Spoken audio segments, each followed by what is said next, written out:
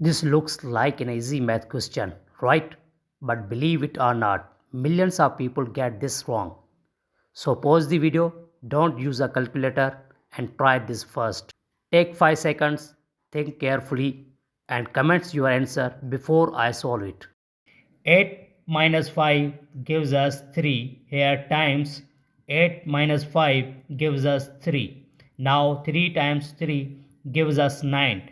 But this answer is not correct because according to order of operation, first we do parenthesis, then exponent, then multiplication or division.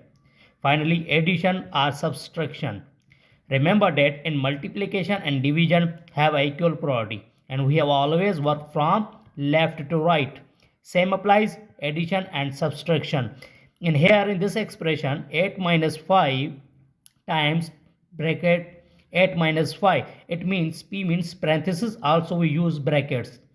So first we do parenthesis, inside the parenthesis 8 minus 5. So 8 minus 5 here times we gives us 3. Now 8 minus 5 times 3, first we do multiplication. 8 minus 15.